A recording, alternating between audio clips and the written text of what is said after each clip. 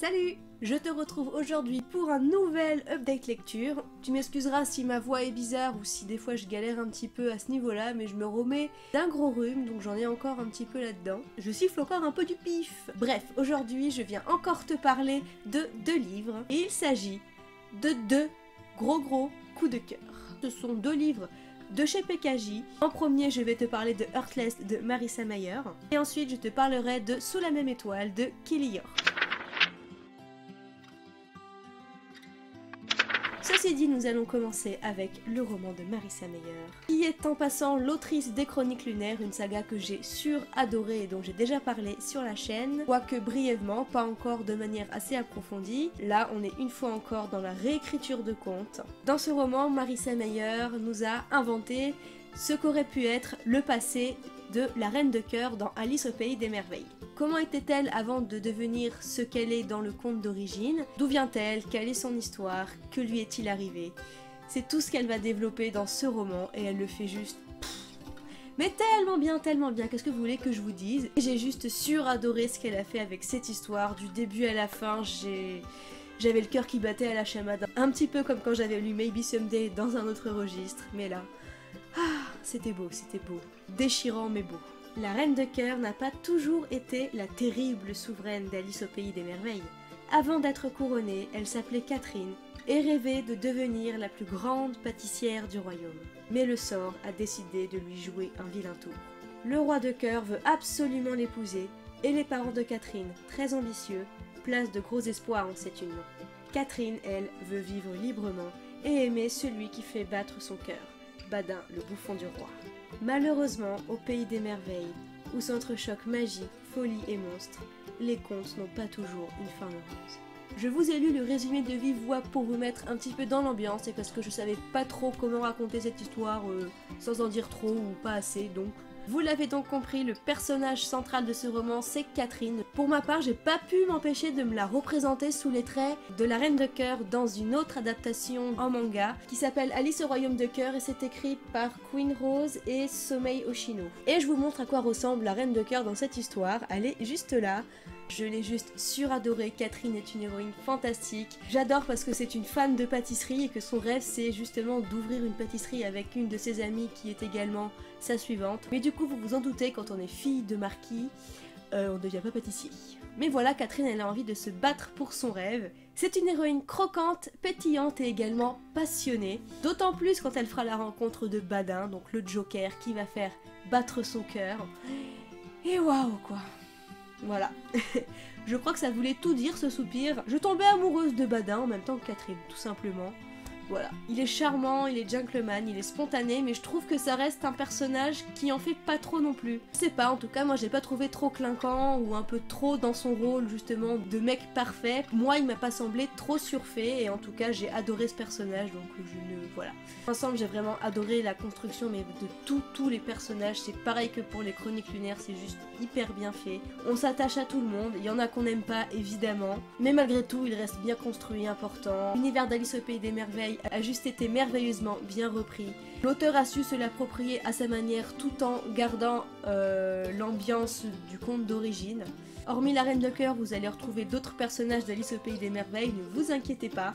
Et c'est juste trop génial de voir ce qu'elle en a fait. Enfin, quand on est fan de l'univers d'Alice au Pays des Merveilles de base, on ne peut qu'aimer, je pense, ce roman. Par contre, si tu es pas plus fan que ça de cet univers-là, je pense que si tu aimes par contre les belles histoires d'amour, tragiques de préférence, ce roman devrait te plaire malgré tout, parce que cette histoire, j'ai trouvé mais tellement belle et tellement forte. Je vais pas vous mentir, ce roman il m'a déchiré en 1000 morceaux. Il m'a fait battre tout mon cœur et puis il me l'a brisé en 1000 petits morceaux comme ça après.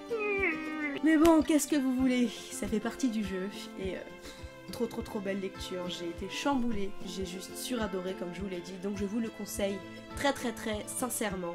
Si vous cherchez une réécriture de conte vraiment bien, ou alors si vous voulez lire une grande et belle histoire d'amour, avec de super personnages. Si vous n'avez pas lu les Chroniques lunaires de l'auteur, sachez, parce qu'il y en a qui se posent la question, que ça n'a rien à voir, hein. C'est vraiment un seul roman, il n'y aura pas de suite à ce roman-là, et c'est totalement en dehors des Chroniques lunaires. C'est donc à ce petit bijou que j'ai mis 19 pour tout ce qu'il m'a apporté. Je sais même pas quoi vous dire vu que j'ai tout aimé, l'écriture de l'auteur, les personnages, l'univers, les décors, l'histoire. Après, bien sûr, j'ai été parfois un petit peu énervée mais vraiment chouïa contre Catherine parce qu'elle elle prend quelques décisions, elle s'entraîne un petit peu elle-même dans sa chute en fait.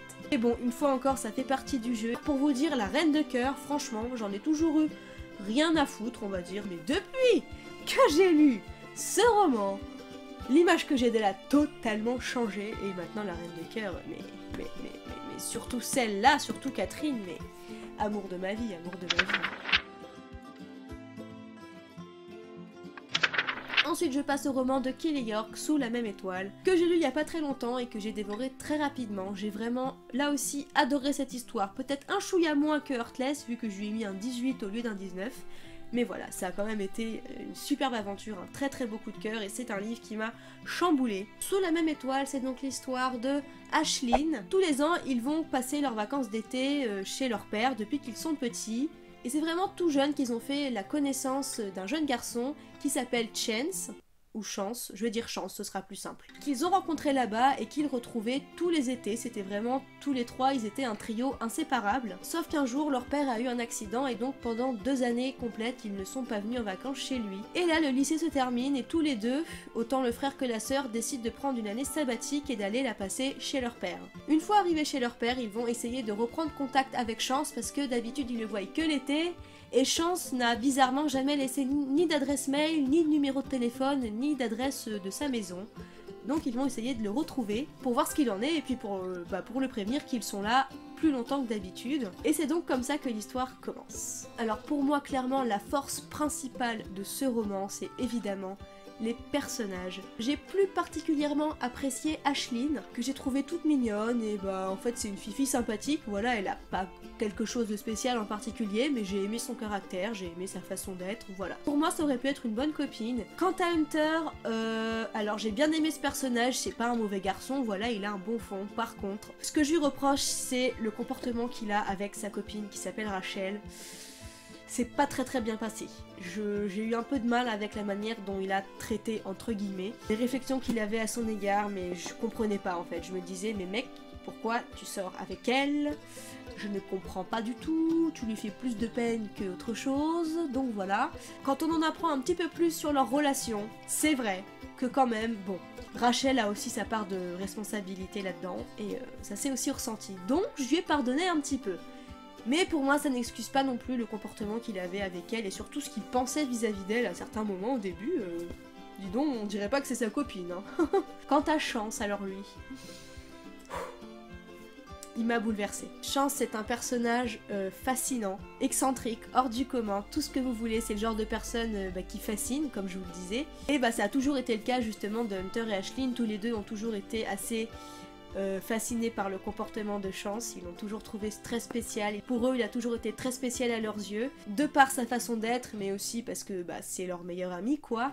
Le petit couac est également là dans le récit, c'est que tous les deux sont potentiellement attirés par Chance de manière un peu plus qu'amicale. Et c'est vraiment magnifique. Je préfère le préciser au cas où, ce n'est pas un triangle amoureux, promis. C'est juste hyper beau, hyper touchant, pas simple, clairement pas simple. Pour en revenir à Chance, il m'a juste totalement retourné. Je sais pas pour ceux qui l'ont lu si vous vous doutiez le pourquoi du comment. Voilà, je voudrais pas trop en dire à ceux qui ne l'ont pas lu. Pour ma part, je l'ai vite senti venir, très honnêtement. Après, ça m'a pas du tout gâché l'histoire. Mais j'avoue que j'ai eu quand même du mal à comprendre comment Ashlyn et Hunter ont fait pour ne pas s'en rendre compte plus rapidement, je sais pas. Si encore les personnages avaient été très jeunes, mais là ils ont quand même 17 ou 18 ans, donc voilà. À cet âge-là, t'es quand même assez adulte, donc moi je sais pas, moi je m'en suis doutée. Il y a quelques justifications qui sont plus ou moins apportées, mais pour moi ça suffit pas, je sais pas. J'ai apprécié voir la vérité faire surface petit à petit aux yeux des personnages, et ça n'en est juste pas moins bouleversant, vraiment. Par contre, ce qui m'a peut-être le plus surprise, ça reste la tournure finale des événements. Plus je lisais, et plus je me disais non, c'est pas possible, me dites pas que non. Dans l'ensemble, ce roman est bouleversant. Si vous aimez ce genre d'histoire, donc tout ce qui est tranche de vie, amitié, amour entre adolescents, et tout ce qui tourne aussi également autour de la famille, et les récits à la fois beaux, mais également dramatique une fois encore. Je vous le conseille à 100%, il est juste génial, comme je vous l'ai dit. Gros coup de cœur là aussi. D'ailleurs, j'ai déjà envie de le relire, de vous en parler. Je pourrais plus m'en passer, du moins pour le moment, c'est juste 2 de mes gros livres chouchous. Donc voilà, j'en ai terminé avec cette mise à jour livresque, j'espère que ça vous a plu. Dites-moi si vous avez lu un de ces deux livres, j'ai trop envie de savoir ce que vous en avez pensé parce que je les ai adorés. Si vous les avez pas lus, dites-moi s'il y en a un des deux ou les deux qui vous font envie. Et sinon, dis-moi toi, personnellement, quel est ton dernier coup de cœur chez Pocket Jeunesse. Bref, moi je vous fais plein de bisous, bleutés de préférence parce que le bleu c'est la vie. Je vais pas me mettre à dire ça ici aussi quand même. Et puis bah je vous retrouve la prochaine fois. Hein. Allez, ciao.